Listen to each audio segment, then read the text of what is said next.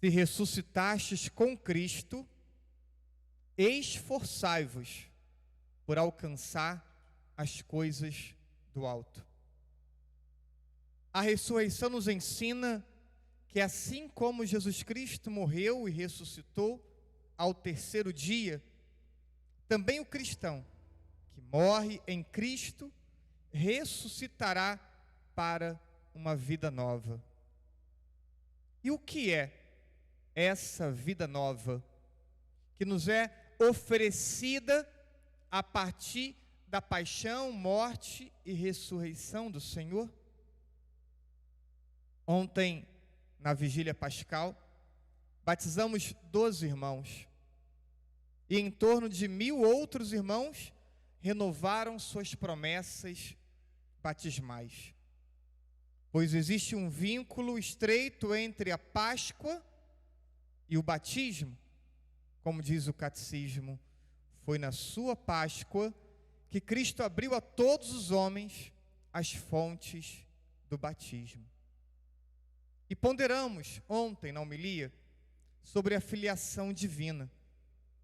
Hoje, finalizando essa sequência de reflexões sobre a Semana Santa, que começamos domingo de Ramos, quinta-feira, sexta e ontem, tive como fio condutor a presença de Deus em nossa vida. Veremos hoje outras realidades espirituais que precisarão ser desenvolvidas em nossa vida espiritual. Parto do Catecismo da Igreja, número 1266. Diz assim: a Santíssima Trindade confere ao batizado a graça santificante. E essa graça santificante toca quais realidades de nossa vida? Diz o texto: conduz a pessoa à prática das virtudes teologais. Torna a pessoa capaz de crer em Deus, crer em tudo aquilo que Deus revela, crer em tudo aquilo que ensina a igreja. Então, fazer uma experiência de renovação do batismo, de nascer para uma vida nova na Páscoa, impacta a tua fé. Impacta você ter uma disposição nova de crer.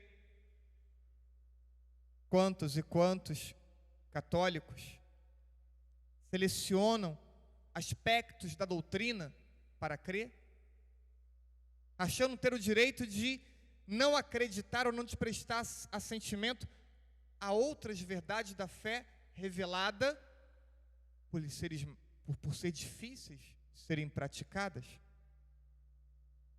Ainda essa graça santificante torna a pessoa capaz de esperar nele, aguardando em Deus com confiança. As pessoas não querem esperar, querem sem discernimento e querem no momento que querem. Esperar em Deus com confiança. A graça santificante torna a pessoa capaz de amar a Deus sobre todas as coisas e o próximo como a si mesmo. Os mutirões de confissões deixam evidente que na vida de muitos, Deus não é o primeiro, mas Deus vem com a sua graça nesse tempo de Páscoa, renovando nossa capacidade de amar, para colocar Deus onde Ele deve estar, no topo de nossa vida, como realidade mais importante de nossa vida. Essa graça santificante, além das virtudes teologais, ainda permite a pessoa viver e agir sob a emoção do Espírito Santo, pelos dons do mesmo Espírito, a saber, sabedoria, entendimento, conselho, fortaleza, ciência, piedade e temor de Deus. a experiência da renovação de nossa fé, de renovar essa presença de Deus em nós, deve abrir mais e mais espaço para que Deus influencie nossas ações, nossos pensamentos, nossas decisões. Por fim, a graça santificante que a Trindade nos concede e nós renovamos nesse tempo pascal, permite ainda crescer no bem pelas virtudes morais. Essas virtudes morais são hábitos bons, aprendidos e adquiridos a partir da repetição. O versículo que destaquei para a homilia dizia: esforçai-vos por alcançar as coisas do alto. É um esforço. Há a graça de Deus para muitas coisas, mas a graça de Deus não exime do esforço humano. Refletimos esses dias que Deus espera a nossa colaboração, e a nossa colaboração, a nossa cooperação se dá pelo esforço, pelo empenho. Então, as virtudes morais são bens, hábitos bons, aprendidos e adquiridos pelo esforço e pela repetição. Elas diminuem a resistência de nossa natureza inclinada ao erro e direcionam o nosso agir para o bem diante das situações do dia a dia, regulando nossas ações, ordenando nossas paixões e guiando nossa conduta segundo a razão iluminada pela fé. As virtudes humanas ou morais são muitas, mas podem ser agrupadas em torno de 4 principais, chamadas cardeais. Prudência, que dispõe da razão para discernir e escolher o nosso verdadeiro bem e os meios para realizá-lo. Prudência para discernir e decidir. Para um instante e pensa, quanto tempo você leva para tomar uma decisão? Quanto tempo você dedica a refletir sobre a possível decisão que deve tomar? As decisões precisam ser tomadas com discernimento.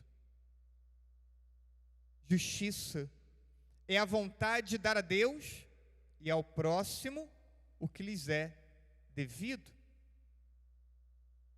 A fortaleza assegura a firmeza e a constância na prática do bem. Não adianta uma ação boa, não adianta focar durante 40 dias de quaresma e depois ignorar o seu comportamento ao longo de todo o ano. Muitos assumem atitudes mais exigentes no tempo de quaresma e relaxam depois. A quaresma é para que possamos vencer alguns defeitos, adquirir algumas virtudes que não podem ser abandonadas depois da quaresma. Portanto, a fortaleza nos há de dar a graça, nos há de dar a capacidade de agirmos com constância. Não um momento, não outro momento, mas agir com constância permanentemente. A temperança modera a atração para os prazeres sensíveis e o uso dos bens criados.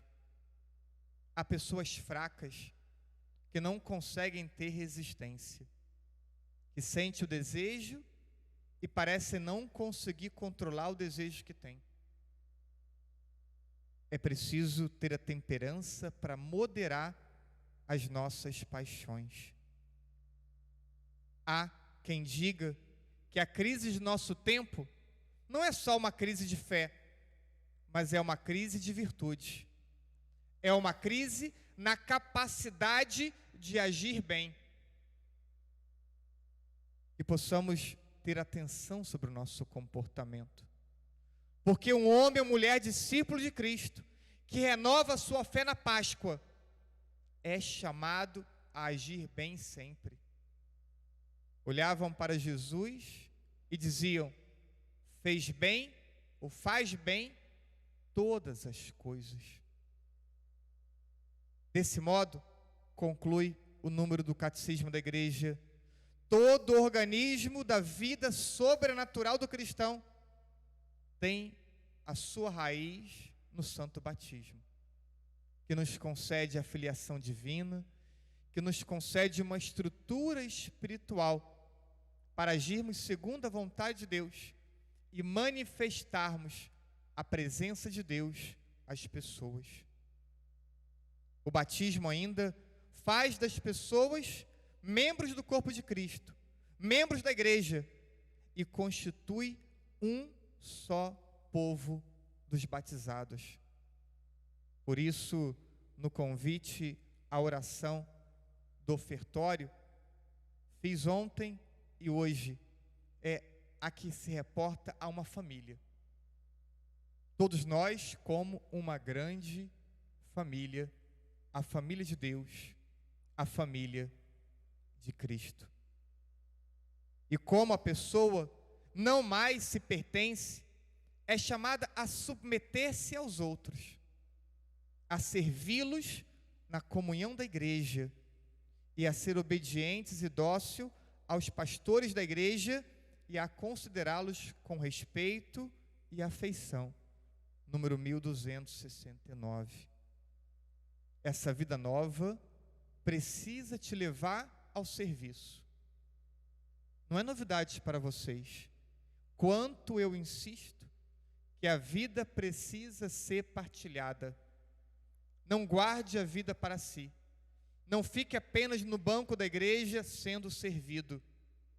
Coloque a vida a serviço, porque